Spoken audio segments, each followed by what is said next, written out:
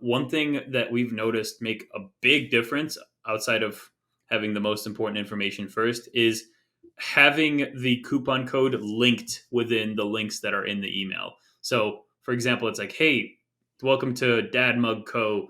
Get 10% off your first mug. And then it's like coupon code is like mug 10 or something.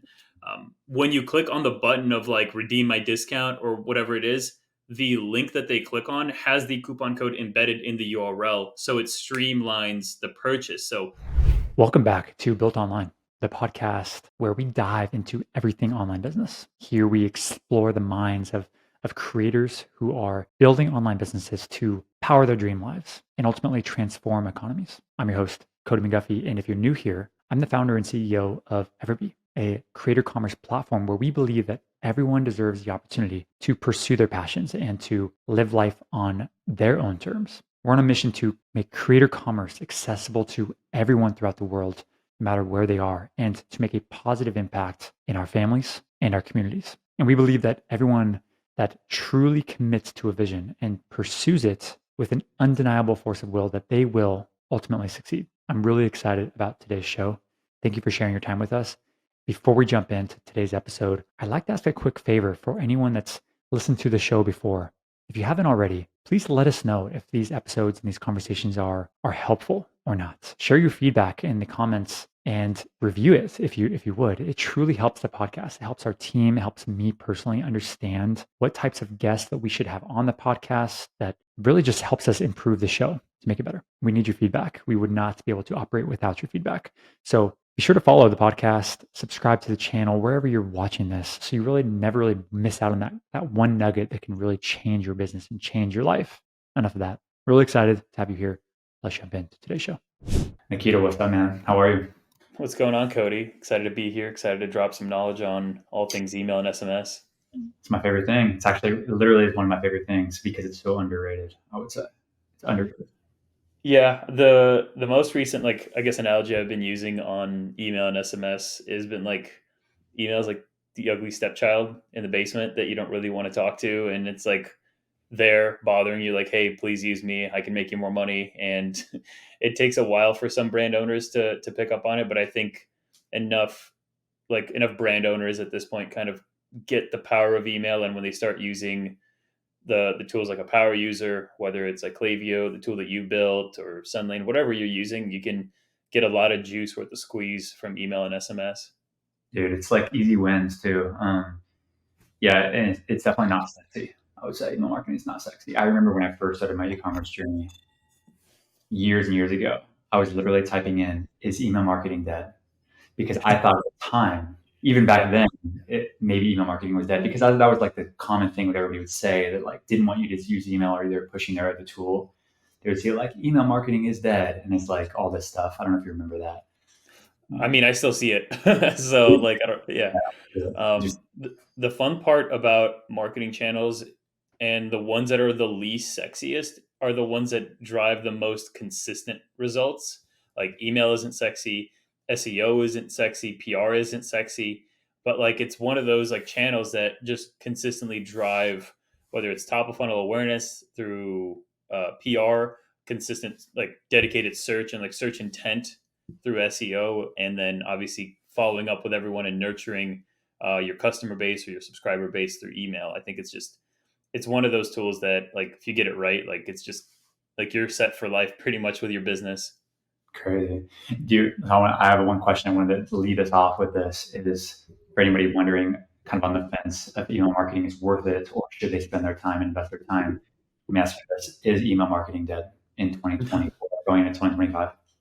The Klaviyo dashboards that I check on a daily basis say otherwise. So no, our clients on average are getting anywhere between like 25 to 35% of their revenue from email on a monthly basis, even in the low seasons as well. So it's one of those things that just keeps chugging along. And right now we're actually recording this about a few days before Black Friday, Cyber Monday. So that is about to go up for some of the brands.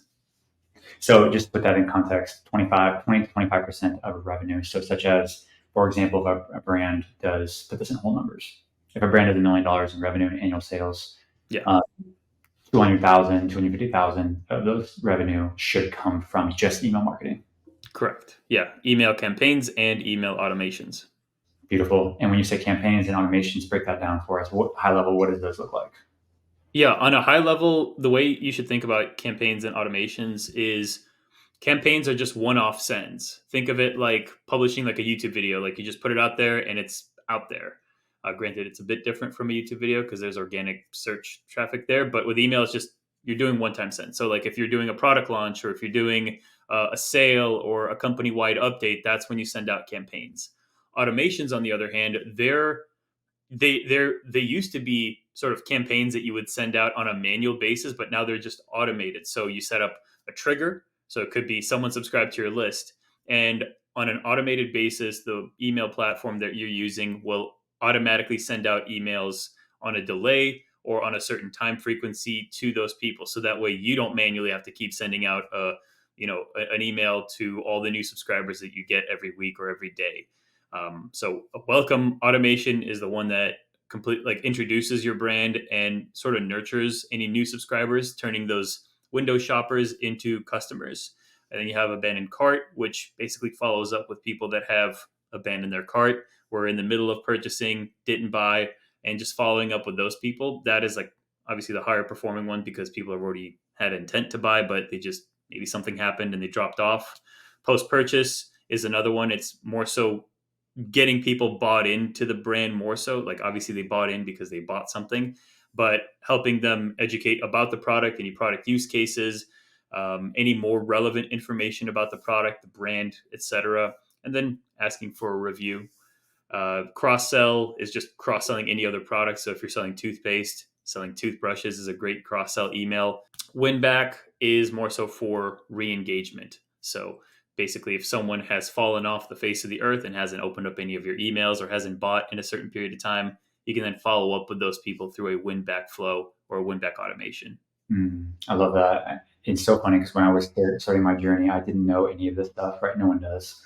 And you start to realize, wow, there's so many touch points in a customer journey. And Yeah. it all starts with getting that email first time, then pushing them to, like you said, a welcome series or welcome sequence, whatever you want to call it. And I actually didn't know the power of the welcome sequence until a couple years into my journey, when you could actually create an email like a person that joins your email, nurture them, introduce yourself, introduce your brand, nurture them a little bit, and then you could actually create a sale on like email number 4 or 5. Mm-hmm. That what a lot of your clients do as well is they actually create that. They might not get a sale out first, but they actually create a sale on a certain part in the welcome series. So we actually do both. The way that we structure our welcome series is typically most of the subscribers come from some sort of incentive through a pop-up. So the pop-up that's on the website that you see, and maybe it's a little bothersome, but you'd be surprised at how many people opt into those. How many percent, for example? Yeah, if you get a really, really good pop-up, 5 to 10%, meaning 5 to 10 out of 100 people that visit your website will opt into your email list, which is pretty good in the internet marketing side of things. Just pause right there for a second. So, like for example, we've all been on this. For anybody listening to this, like, what are we talking about? You go to a website, it's a store, it's a brand, Yep. and all of a sudden you get a pop up like, "Don't leave yet," or not even "Don't leave yet," just like, "Hey, for 10% off or 30% off, put your email in here." You're saying that 5 to 10% for a good pop up of those 5 to 10% of those people will actually put their email in. Correct. Yeah. Beautiful. And then about like if you also are capturing SMS numbers, about 70% will put in their SMS number. So let's break it down again. So 100 people visit your website, 10 of those people will put in their email, and then 7 of those people will put in their SMS number. So if you have a really good system going on for pop-ups and subscriber acquisition, that's just going to keep growing your list as as you advertise, as you do other things on the marketing side of things. You're kind of building up your list very well, and then you're nurturing them on a consistent basis through that welcome flow. So kind of going back to what we were talking about, when you set up that welcome flow, we first off, like, we try to set up anywhere between 10 to 12 emails because we want the customer to be nurtured throughout their journey. But for starters, we set up about 6 emails and then we build out the rest of it. The first email is sort of promising or delivering on what we promised in the pop-up. So if it's an incentive, whether it's free shipping, 10% off, a free gift, whatever it is, that first email, the first thing they see is, welcome to X brand. here's your coupon code for, what you applied for, because we don't want to be, bait and switching people for like, hey, sign up for a discount code. There's no discount code. So we send that out.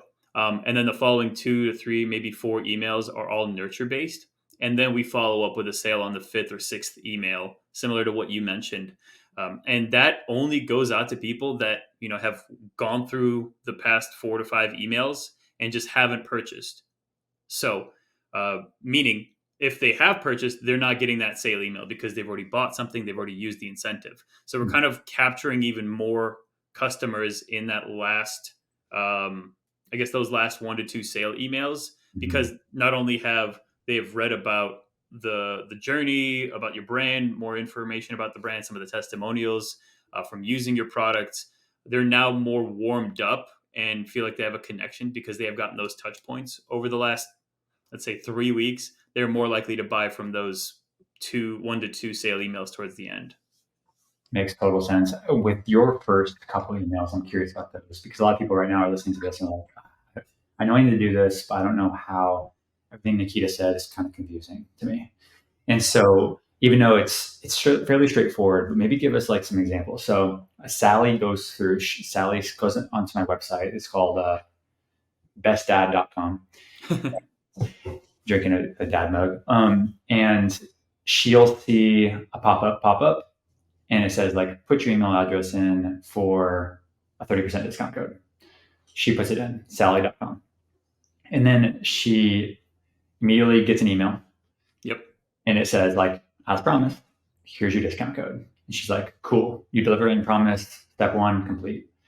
Does she get an email again now says, hey Sally, just wanted to welcome you to bestdadco.com. Here's a little bit about our brand. Does she get that email as well? So we combine those 2 emails into one, into the first email. So that first email, the header is all about, welcome, and then the coupon code, because that's the first thing people want to see. Like if you hide the coupon code, and this is just like a little pro tip, golden nugget, whatever you want to call it, whatever you're promising to the subscriber, make sure it's the first thing they see and it's above the fold. We've had a lot of times where we brought on clients and they're like, our welcome flow isn't working. It's like, well, no dip. The discount code is buried all the way at the bottom. And, 70% of people drop off after the fold. So have that most important information above the fold. And then the second section is when we introduce the brand, I'm blanking on the word, but like brand core values, how we started. And we try to keep it a little bit vague because we go a little bit more in depth into every single one of those things in the subsequent emails after that. Okay, I see. That's beautiful. What if Sally doesn't click? What if she puts her email in somehow, some other way, not through that pop-up? Does she still get access to that promo code? And is it still the same welcome series of the first email?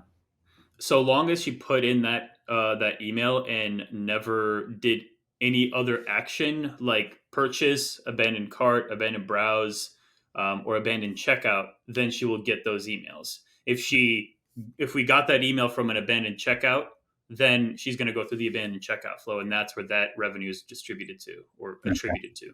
What if I had like an Etsy shop as well, or sold somewhere, and it says like, hey, and it's in my announcement bar like on Etsy, and it's like, join my email list for exclusive updates or something.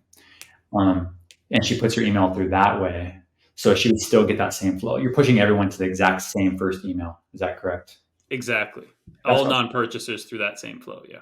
Beautiful. Okay. So it simplifies things where it's like you have a whole bunch of like nets and they all push to the same funnel, which is the first email is coupon, deliver on what you promise. And then it's introducing the brand. And then email number 2, you go a little deeper. And email number 3, you go a little deeper. High level, what are those subject lines of email number 2 and email number 3? Yeah, so email number 2 could go over the history of the brand. So, if you started in like 2015, 2016, hell, even 2020, you can go through the different years of iterations that you've done to your business. So it could be like first launch, or like first prototype, and then going into production, and then going into how you guys are able to scale, maybe a rebrand. So kind of telling the brand story so that people can see like, oh, these guys are legit. They didn't just pop up last night and trying to sell me on like some dropship mug or something like that. So like there's a lot of thought that goes into that. And then email number 3 is where we kind of have like the founder write up a message. And that's where the founder can say whatever they want to say to potential customers. And it's like a note from the founder. We have a headshot. It's very professionally done. And then at the bottom, we have like call to action. So like shop, of course. But most of the email is just a note from the founder welcoming in new people onto the email list, what their thought process is for the brand, the future of the brand, and what they hope to achieve with the brand. Beautiful. And then for email number 2, is there a call to action at that bottom one as well? What is that call to action? The call to action doesn't have to be anything hard selly. It could be like, hey, check out these bestsellers. You don't have to really overthink it. Right. Yeah. Gotcha. So there's a call to action, but it's not like you're hard selling. You push them back to your shop. Always have a chance to always push back to your shop, you're saying, in this case. Exactly. Yeah. So like have 80% of that email be the value that is within that email. And then the last 20%, like towards the footer, is when you can do like 3 recommended products or 3 bestseller products or best-selling collection, whatever is like more valuable for your brand or what's more relevant to your brand. I like that framework though. It's like 80% value, like give value, give to your people. And then Yep. the last 20% could be selling something. And they're expecting you to sell something. So it's not like you're, doing something weird. Okay, cool. And then email number 3, same kind of the same type of thing found from the founder message now.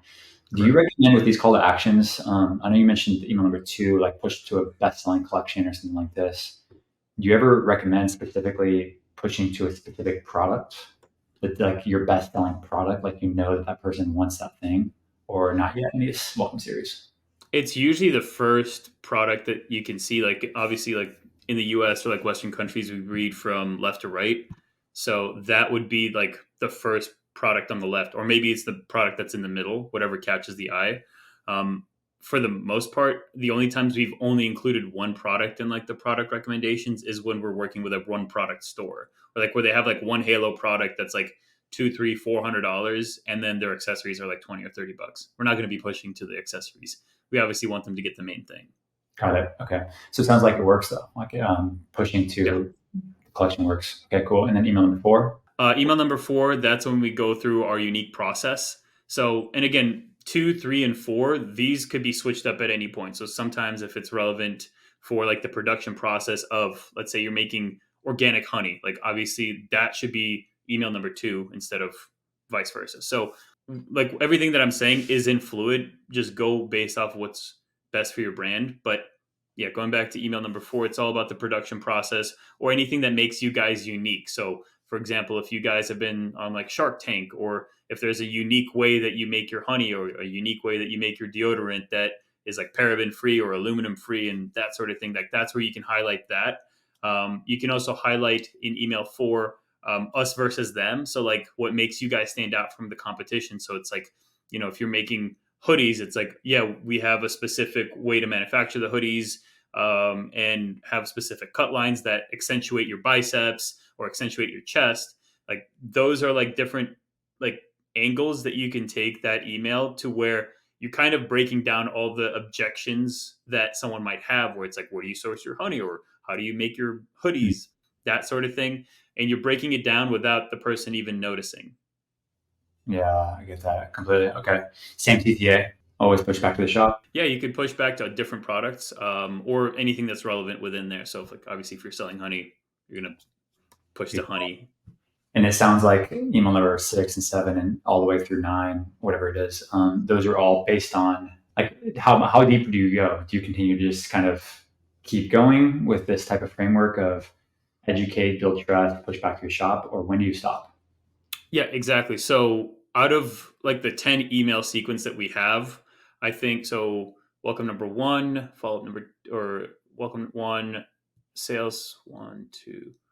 I think out of the 10 emails, we have about 7 that are value based. So when it comes down to it, like we try to go as deep as we can about whatever we're talking about.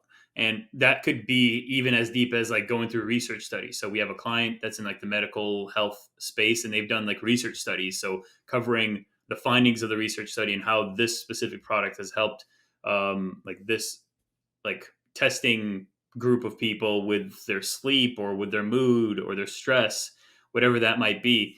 So we try to outline all of pretty much all the ammo that you have to support that, like, hey, we're a great product, we're a great business, the thing that we're selling works, and here's the people that are saying that it works. As much as you have of that, try to put all of that into the welcome flow.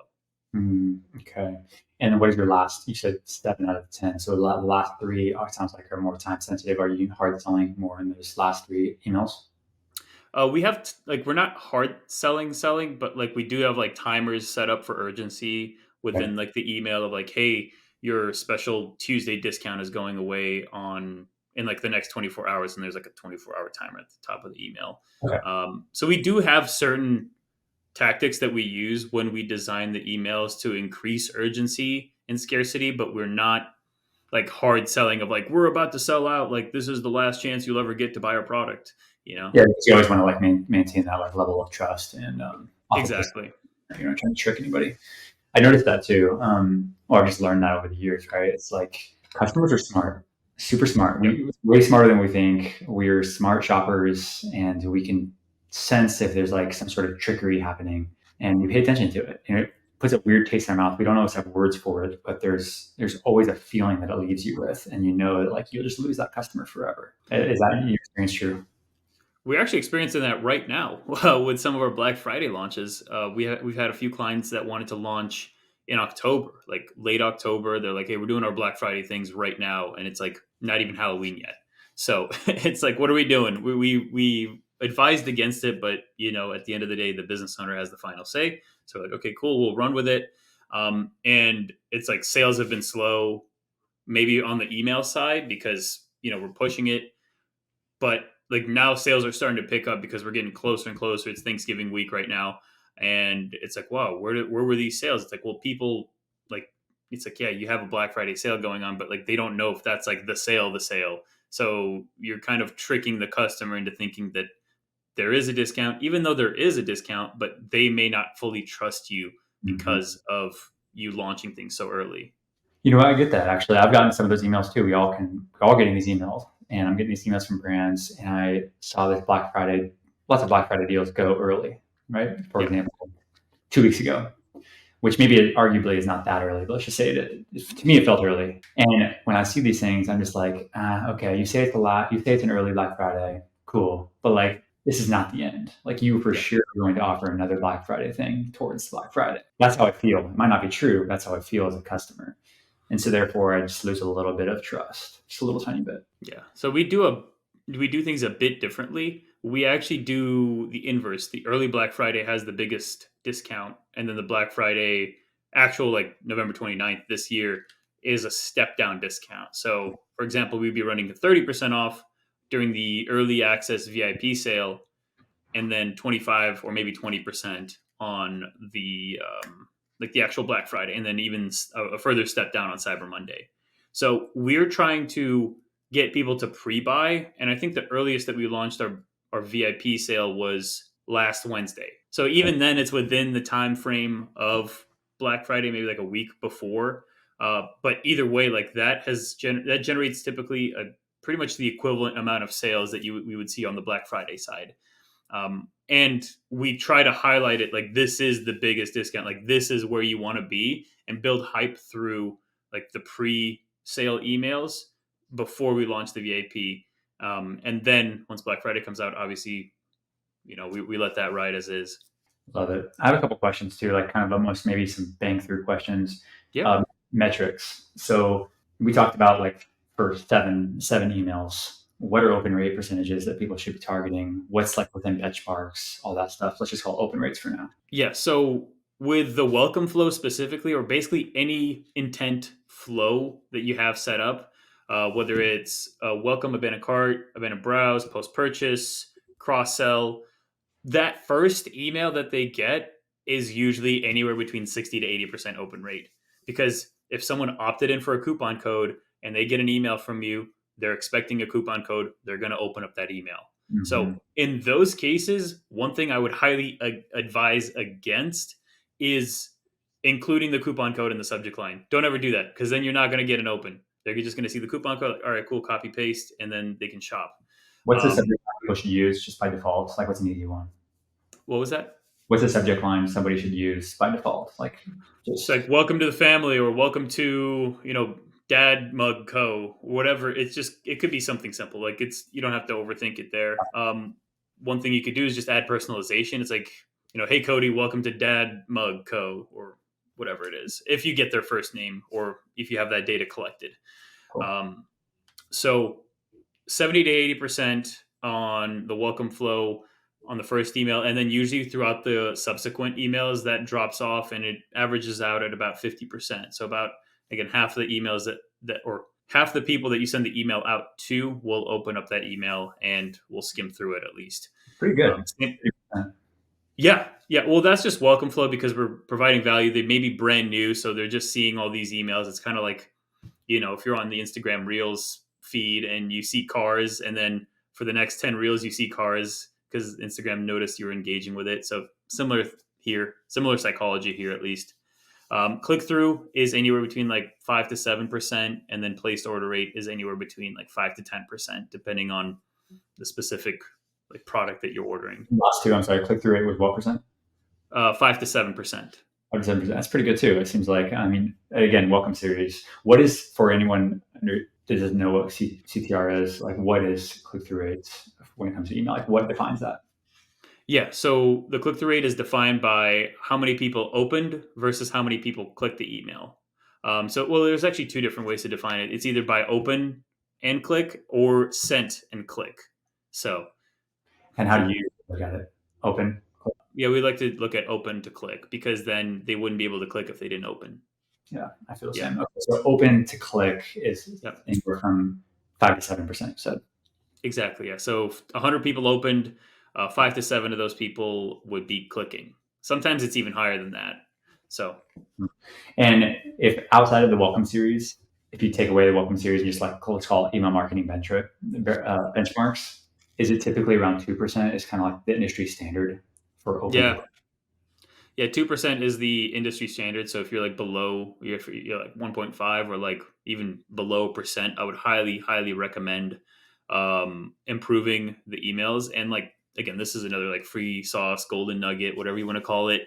Have your call to actions be above the fold and have all the most important information, again, for the email be above the fold. There's been time and time again where we've taken over an email account, we look through their emails, and the first thing that loads up when you open an email is just a big banner and just a blank image.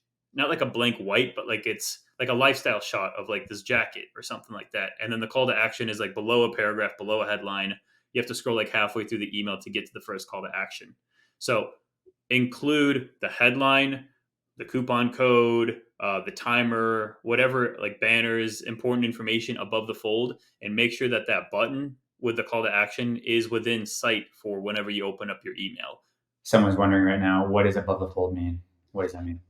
So the above the fold is the section that first loads up when you open up an email. So that like little box of whatever it might be. The reason it's called above the fold is when you start to scroll, whether it's on your phone or your desktop, whatever you're using. If you start to scroll, that's already below the fold. So the first thing that you see is above the fold, and make sure to have all the important information there. If anyone's wondering, like, why above the fold? Why is it called this? It's go back to the newspaper. Think about like a newspaper days where the newspaper was folded up. You forgive me or correct me if I'm wrong, Nikita, but this is how I always view above the fold. Newspapers are folded up, and like the most important real estate is before you unfold the newspaper. That's above the fold, right? So you didn't have to unfold the newspaper to actually read it. So above the fold is again before you scroll down. Exactly. Yeah, so have all the most important information there. So that's one thing you need to do in order to get higher click-through rates, because honestly, people would want to click on your email. They just don't know where, or maybe something is irrelevant when they open up the email, and that causes them to back out and never click to begin with. So if your click-through rates are low, just try and do that. Seems kind of silly, right? For someone that's new to email marketing, it's like, why do those little things matter? Because it's the volume of people. Like every single percentage matters. It's actually dollars that make a difference, and their conversions that make a difference. So we're talking in hundreds and then thousands and then tens of thousands and then hundreds of thousands of emails here. Those little percentages make a big difference. Yeah. If you want to boost up conversions even further, if you are including coupon code within any of your emails, whether it's abandoned cart, post purchase, cross sell, welcome, etc. One thing that we've noticed make a big difference outside of having the most important information first is having the coupon code linked within the links that are in the email. So, for example, it's like, hey, welcome to Dad Mug Co. Get 10% off your first mug. And then it's like coupon code is like mug 10 or something. When you click on the button of like redeem my discount or whatever it is, the link that they click on has the coupon code embedded in the URL. So it streamlines the purchase. So when someone goes to the cart or starts checking out, they don't have to be like, oh, there's no coupon code here. I have to go back to my email and I have to go back here and copying and pasting. In this case, it's automatically applied at checkout, and all you have to do is just fill in the information, order the mug. Otherwise, people can drop off in the middle of them switching tabs. Maybe something came up. Maybe their wife called or their kid's sick or anything. It's life. Anything happens. So you could get easily distracted, not finish that purchase, and lose that sale. You said the 5%. What was the order rate percentage you had? 5 to 10%. 5 to 10%. And is that on every email? Is it just like average across all those welcome series emails? It's usually the first email, and then after that, pretty much the subsequent automation emails are anywhere between like 2 to 5%, depending on if there's incentive or not. So can we do whole numbers real quick? So let's call it, I think, 1,000 people have signed up for your list, and 1,000 people received that email. Maybe they didn't open it, but let's just call like, Yeah. that means 80% of those 1,000 people have opened it. That means that's 800 people. Yep. Check my math here. 800 people have now opened this thing, and then let's call it 10% of those people actually purchased. Yeah. So you'd have 80 purchases. 80 purchases. And average order value for your guys' customers, what are they, like $30? It depends, honestly. Like we have brands that are doing like $5,000 cold plunge tubs all the way down to like $30 candles. So, okay. But even then, like AOV being at $50, 50 times 80, that's 4,000. I think that my math's correct. It sounds right. Yeah, let's go with that. Yeah, it's right off. Just 1,000 people, right? Just 1,000 people. Yeah. Cool.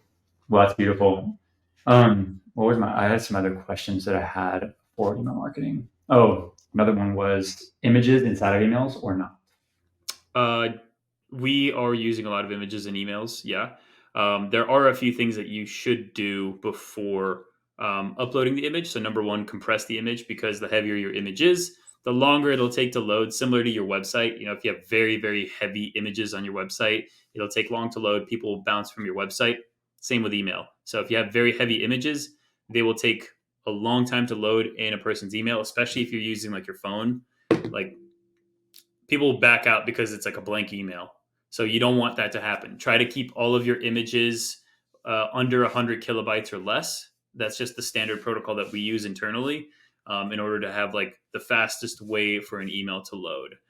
And use alt text, similar to web pages. Use alt text to describe your image, because if someone has bad reception or if they have bad internet access and that image doesn't load, at least there's a placeholder for what that image is supposed to be if that image doesn't load. Oh, interesting. If you were to say a brand is doing no email marketing right now, like they're doing nothing, but they are creating sales, what's the opportunity if you could assign some sort of value to that, like a dollar revenue amount of value of the missing opportunity that they're having? What would you say that would be? Dude, these are like my favorite clients. Honestly, like whenever we talk to someone, they're like, we're doing nothing. And it's like, okay, well, there's a lot that we can do and there's a lot of money being left on the table. Mm-hmm. So at least 10% of whatever you're making right now per month could be generated through email. Obviously, it depends on a client by client basis, but at least 10%. So if you're making $50K a month, at least $5,000 worth of orders could be added on to your top line. I love that. So a lot of our customers are making around, I mean, it goes all the way up to 100,000 a month for sure, probably and above. But then all the way down to $0 a month. But then let's call it like most folks listening to this right now are probably making, they're doing around $10,000 to $20,000 in revenue per month. So they're kind of like in that beginning journey. How important is email marketing for that person? I mean, hugely. Like you need all the money you can get in that startup stage. So whether it's even like going full time into your business and having like an extra 1,000 to 2,000 coming in just to pay for, yourself and living. So like that could make a big difference. So it's very, very important in those beginning stages. Now, I don't want everyone that's listening to like be in analysis paralysis of like, I got to make 30 different emails this week or else my business is toast. Like, no, don't do that. Take it one step at a time. It doesn't have to be a complicated system. Like we create complicated systems because we're working with very high leverage brands with multiple touch points and, number of statistics, Excel sheets, etc. So for us, we have to do that because that's what we're paid to do.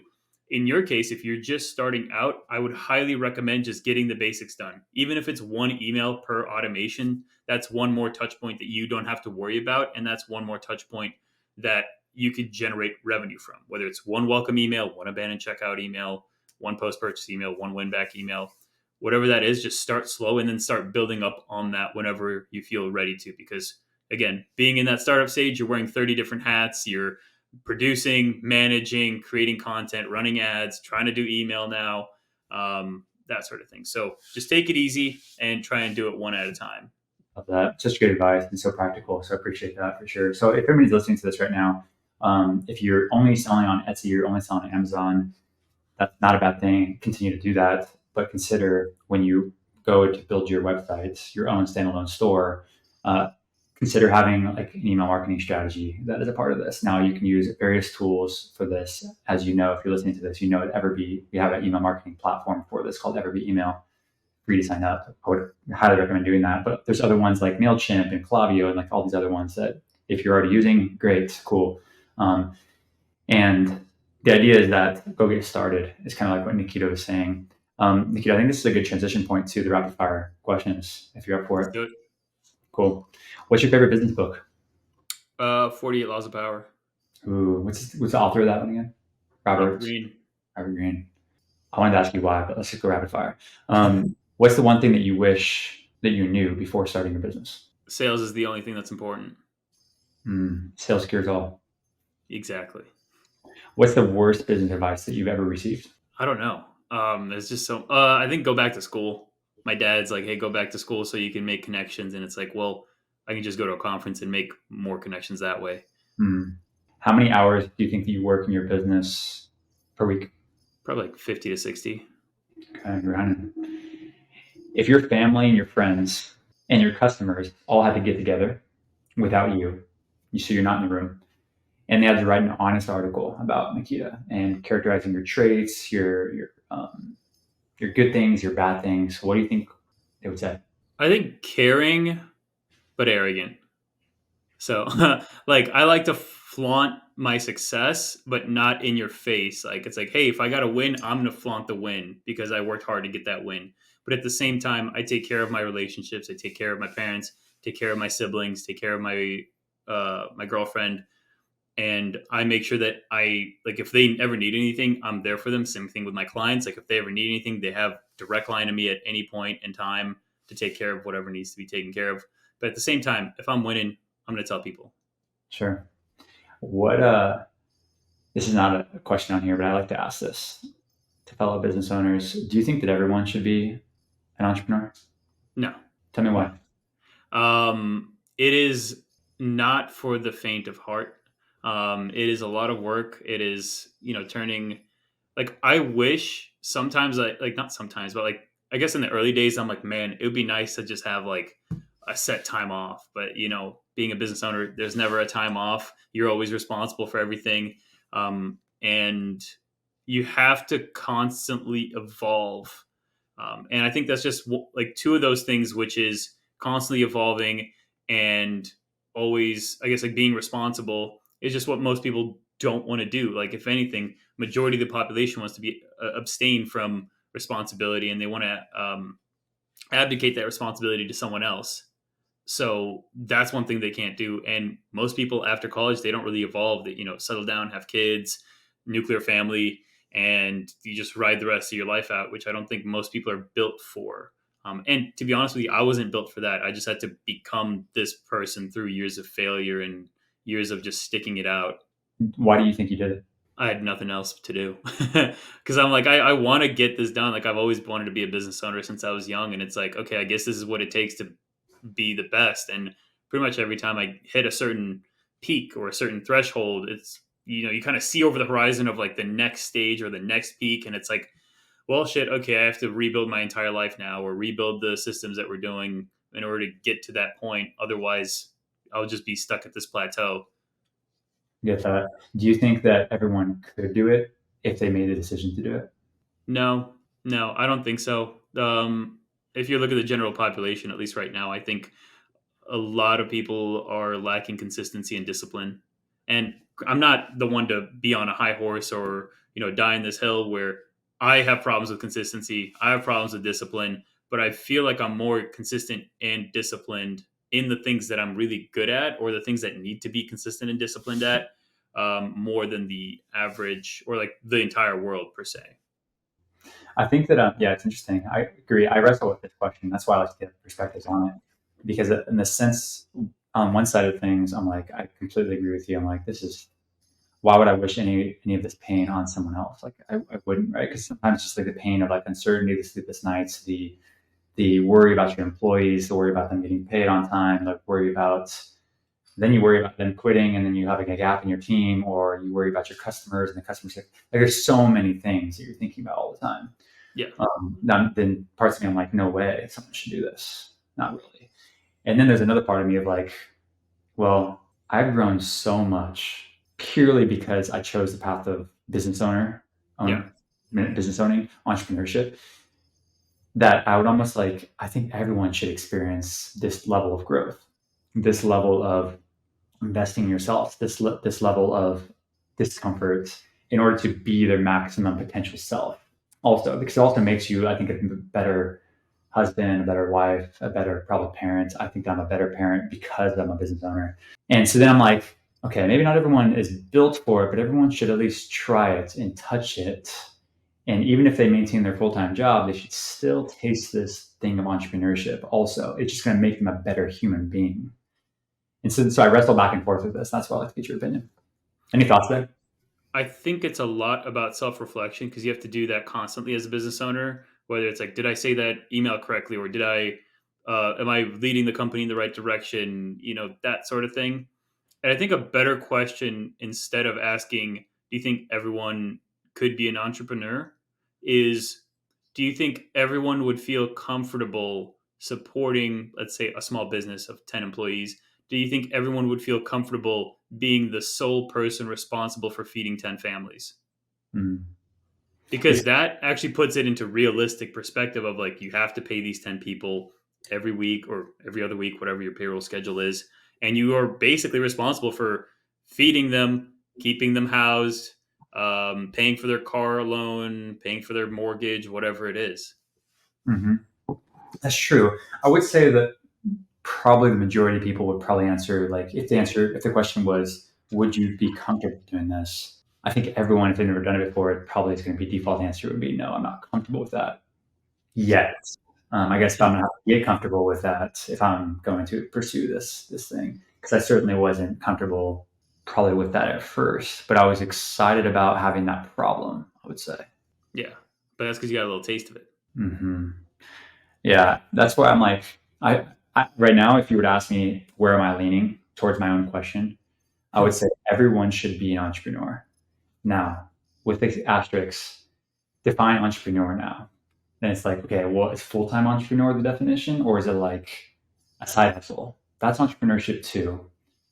And I think that everyone should taste it to see how they grow, how they feel with it. Because if you didn't taste it at the beginning, you would never know it's possible. If I didn't really start my first drop shipping business at the beginning, I Yeah. would be where I'm at today if I didn't just taste that thing. And I had a full time job. I was like hustling on my full time career, but I tasted that and it kind of like led me down this path of entrepreneurship, which is cool. Exactly. Same boat here, where it's like, if I didn't get those initial like Amazon and Shopify sales, I don't think I'd be here.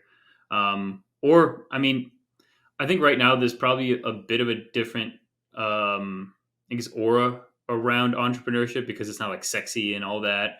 And there's tons of course creators and content creators kind of flexing and flaunting their wealth and all that, which I think is bringing more people in for the wrong reason. Yeah. But at the same time, more people know about it. And I think there was like a stat. that I heard last week where the average Gen Z person or the average Gen Z person expects to make $500,000 a year and think that's like a good salary. And it's like, brother, you don't know how much blood, sweat, and tears it takes to get to that point.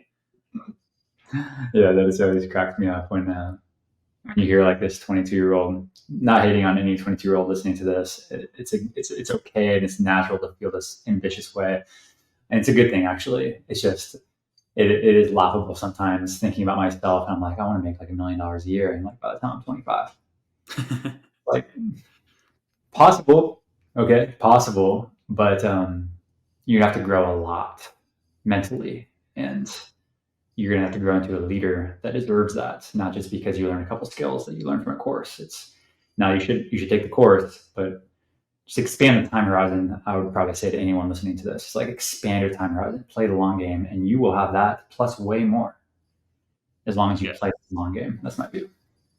I've been in the ring for 8 years now, and I'm like the last 1 to 2 years have been the ones that have been like not hockey stick, but like consistent growth and like figuring it out. So like it takes time to get your shit together. Like it's just it's normal. So I think, yeah, I feel like we're just constantly talking about entrepreneurship now, but I think Fun. it's just It's a super fun topic to have because it's so elusive and you yeah, can't grab it with one thing. It's not like a metric. You just grab like, okay, if you read 10 books, you're going to be successful. Like, no, you'll read 10 books if you apply some of those learnings and then also do everything else that the best other entrepreneurs are doing, then you'll have a probably good probability of being successful, but still not guaranteed. And exactly. that's Yeah, part of it. yeah, cool. Nikita, thank you so much for coming on, man. I appreciate you. Where can people find you? Where can people learn more from you and about you? Yeah. So best way to, I guess, if you want to take, if you like this, and if you want to take your learnings to the next level, I have a YouTube channel where I go over pretty much everything in super in depth campaign ideas, how to structure your automations, how to structure pop ups that bring in that 5 to 10% of people in, everything you need, and pretty much everything that we talked about in this podcast. You can find separate tutorials on how to do those things. So this is just my name, Nikita Vakhrushev. If you want to work with us, I do run an email and SMS agency called Aspect, and it's ASPEKT agency.com. If you want an audit, just go to the audit section and just type in that you came in from the podcast, and we'll provide you a free email audit as well. Awesome. And for anyone listening to this or watching this, we will link to all of Nikita's links in the show notes or the description below. And thank you, bro. I really appreciate you coming on and sharing all this golden nuggets for free. And I'm just grateful for that. And yeah, I'm excited to have you on. Maybe again after maybe Q1, Q2 or something like that. We'll talk about how Q4 went and talk about the rest of the year stuff as well. Let's do it. I'm excited. Thank you, brother. Talk to you soon. Appreciate it.